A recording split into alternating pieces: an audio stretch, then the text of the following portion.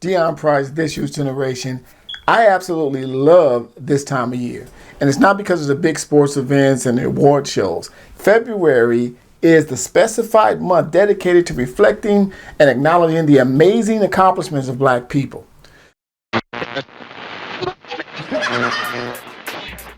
I've been fortunate enough to participate in panel discussions about Black history over the years, and the common contentious question that often is raised: why is it relevant? Why highlight race-specific accomplishments?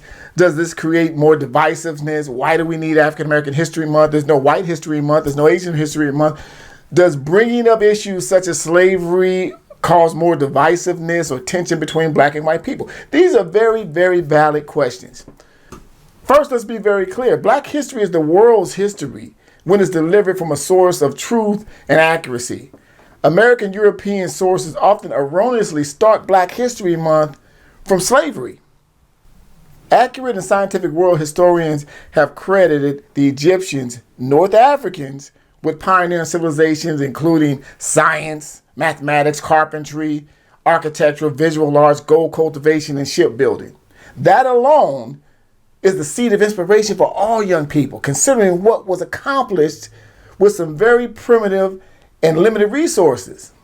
So Black history, when told from an accurate source, is a reflection of brilliance and success. Now, African American history may have started from slavery, and is quite often a story of great tragedy, struggles, and resiliency, along with some great accomplishments. European American historians have represented a fallacious representation of history.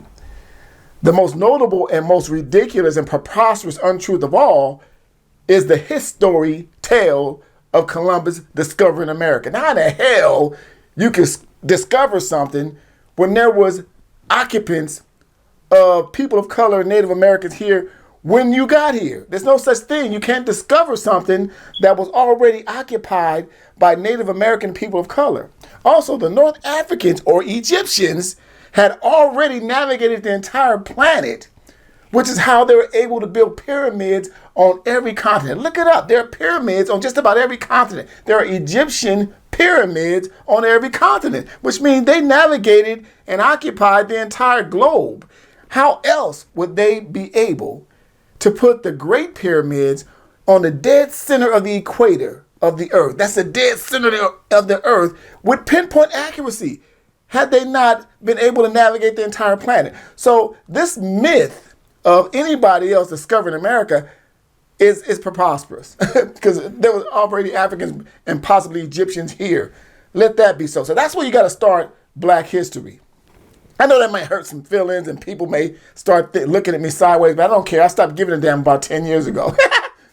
But the truth can burn a little bit. And if we do some even some natural history, studying earth currents and ocean currents, how ocean currents will take you from Africa to North America without any motorized vehicles at all. That's another proof. So that all says this: civilization started from Africa. That's how you start Black history.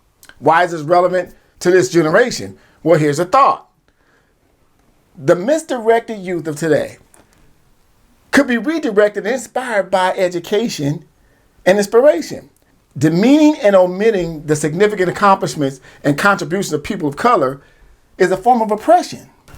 Institutional racism and oppression severely damage the image and perception of African American people. The negative stereotypes that exist create a mistaken identity among young Black people, young Black youth, and still to this day renders them vulnerable to maladaptive behavior. As James Baldwin so eloquently put it, he who controls the image controls the mind. And it gets even deeper than that. He who controls the mind has no fear of the body. But let's leave it at that first quote. He who controls the image controls the mind. That's a powerful thing. That's how we are able to fall prey to these negative images, which cultivates this bias of Black people, these negative stereotypes. That's why Dr. Carter G. Wilson recognized that it was so relevant when he decided to highlight the accomplishments of people of color. He initiated Negro History Week, which evolved into what we acknowledge today as Black History Month, started in 1976. Its design was to promote, honor, and recognize the historical contribution of African Americans in science, politics, sports, art, and more. It's a fruitful tool to inspire, motivate, and counter some of the harmful images that permeates African American culture. Black History Month garners support from people of all nationalities, all cultures and creeds, all ethnic and social backgrounds to celebrate the African American experience. I've been inquiring about what local middle and high school students are learning about Black History Month, starting with my own son who's a high schooler. So far, not much is being done. However, there are some teachers and instructors that are using their classroom space to inspire and promote and teach some African American history. There's a section of African American history that talks about Frederick Douglass, American history textbooks. There are some science teachers that are discussing the significance of Dr. Charles Drew and Dr. Daniel Hale Williams. The math classes are exposing the accomplishments of the brilliant mathematician Benjamin Banneker. There are English teachers focusing on the literary works of Richard Wright and Langston Hughes. So simply learning the trials and triumphs and tragedies of all people will help generate respect and understanding, which leads to unity. Please take advantage of this opportunity to enjoy a variety of programs in the community and on social media outlets as we continue to enjoy programming and special celebrations honoring Black history.